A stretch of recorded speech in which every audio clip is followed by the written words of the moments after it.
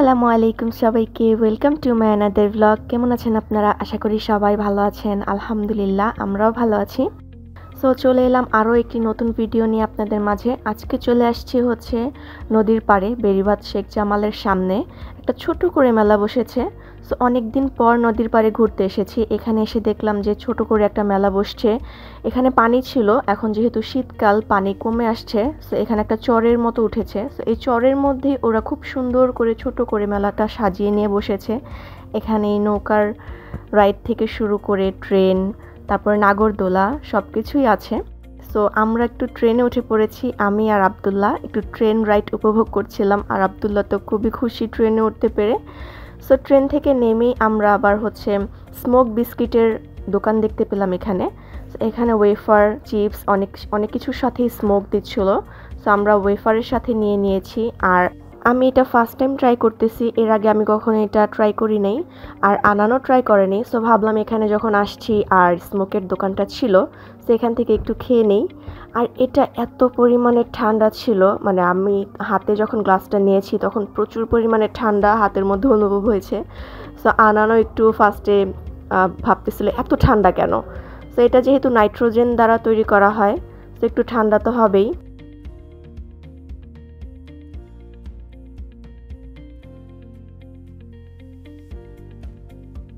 Smoke biscuit try করার পরেই পাশেই দেখতে পেলাম একটা ফুলের দোকান।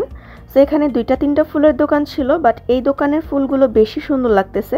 সো আনান ভাবলো যে ফুল কিনে দিবে আমাকে, আর যতবারই ফুলের দোকান দেখতে পাই ততবারই ফুল কিনতে ইচ্ছা করে। আর এখানে আন্টিটা খুব সুন্দর করে ফুলের কাঁটা আর হচ্ছে পাতাগুলো কেটে দিচ্ছিল যাতে হাতের মধ্যে না বেঁধে যায়।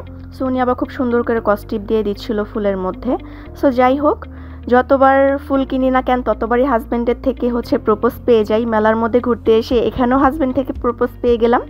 সেটা খুব ভালো, যতবারই ফুল কিনবেন ততবার হাজব্যান্ডের থেকে প্রপোজ পেয়ে যাবেন। আর হাজব্যান্ডের থেকে বারবার প্রপোজ পেতে কার না ভালো লাগে বলুন। সো যাই হোক, এখন আমরা যাব হচ্ছে শেখ জামাল স্কুলের সামনে খাওয়া দাওয়া করতে। আর আজকে কিন্তু হঠাৎ প্ল্যানিংয়ে বের হয়ে গিয়েছি, অলরেডি রাত 9টা বেজে গিয়েছে। আমি আর আনান এমনই, রাত 9টা বাজুক বা 10টা বাজুক, আমাদের যখনই ঘুরতে বের হতে ইচ্ছে করে তখনই আমরা ঘুরতে বের হয়ে পড়ি। আর এই বয়সটা হাজার চেষ্টা করলেও পরে ফেরত পাওয়া যাবে না, যে দুজন মিলে ঘোরাফেরা, অল্প টাকার মধ্যে ঘুরতে বের হলেও খুবই যে আনন্দটা, এই আনন্দটা পরবর্তীতে আর ফিল বা খুঁজে পাওয়া যায় না। যাই হোক, আমরা চলে আসছি মামার দোকানের সামনে। আর এখানে 7-8টা মোমোর দোকান আছে ঠিকই, কিন্তু মামার দোকানের মোমোটা এত মজা। আপনারা যারাই ওখানে ঘুরতে যান না কেন, মামার দোকানের মোমোটা একবার হলেও ট্রাই করবেন। উনি হচ্ছে নিজেই তৈরি করে মোমোটা। আর একটা চিকেন মোমোর আসল মজাটাই হচ্ছে সে চিকেন পুরের ভিতরে। সো ওইটা যদি মজা না লাগে, মানে পুরো মোমোটার মজাটাই শেষ হয়ে যায়। সো আঙ্কেলের মোমোটা এত মজা, আর ওনার যে নাগা সসটা দেয় উনি এটার সাথে, খুবই ইয়াম্মি। সেখানে আমি আমার জন্য নিয়ে নিয়েছি 4টা, কারণ আনান আর আব্দুল্লাহ কেউ এটা খাবে না, ওরা হচ্ছে চিকেন বল খাবে। সো এর জন্য 2টা চিকেন বল অর্ডার দিয়ে দিয়েছে আঙ্কেলের দোকান থেকেই। সো এই তো আনানের আর আব্দুল্লাহর চিকেন বল রেডি, আর আমি তো মোমো খাবো।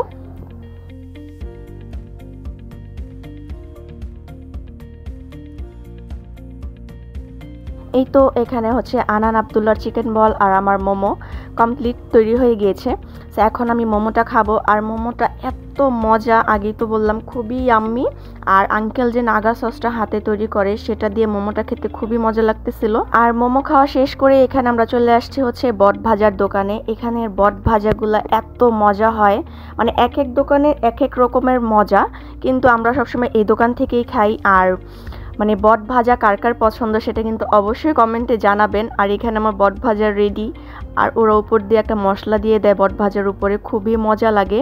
আনান আগে এটা খেতো না, কিন্তু আমার দেখা দেখে এখন ও একটু ট্রাই করে।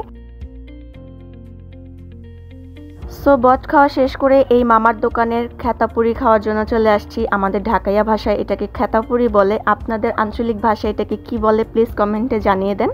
আর মামার হাতের খেতাপুরিটা এত মজা, এই পুরির আসল মজাটাই হচ্ছে ডালের মধ্যে। মামার ডালের পরিমাণটা বেশি দেয়, আর আটাটা খুব পাতলা টাইপের হয়। সো খুবই মজা।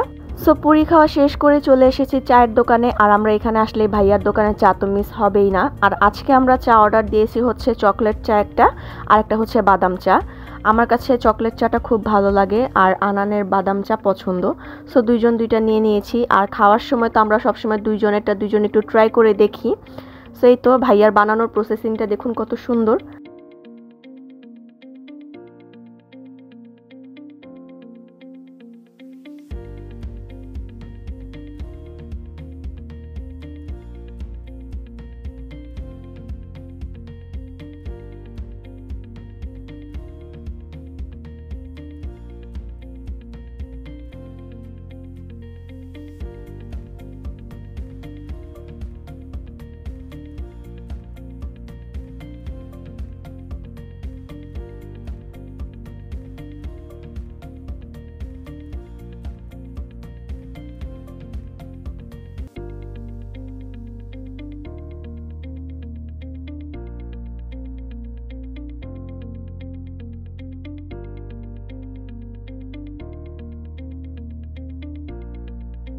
এই তো এখানে হচ্ছে চা বানানোর কমপ্লিট হয়ে গিয়েছে, আমার চকলেট চা আর আনানের বাদামের চা।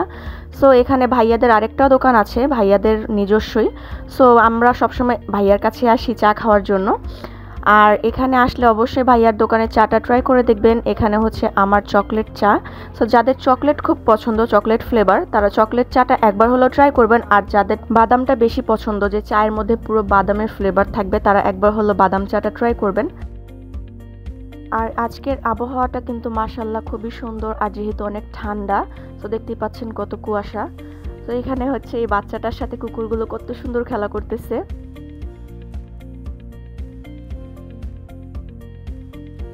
আর এখন আমরা খাবো হচ্ছে পানিপুরি। আমরা এখানে 1 প্লেট পানিপুরি অর্ডার দিয়ে দিয়েছি।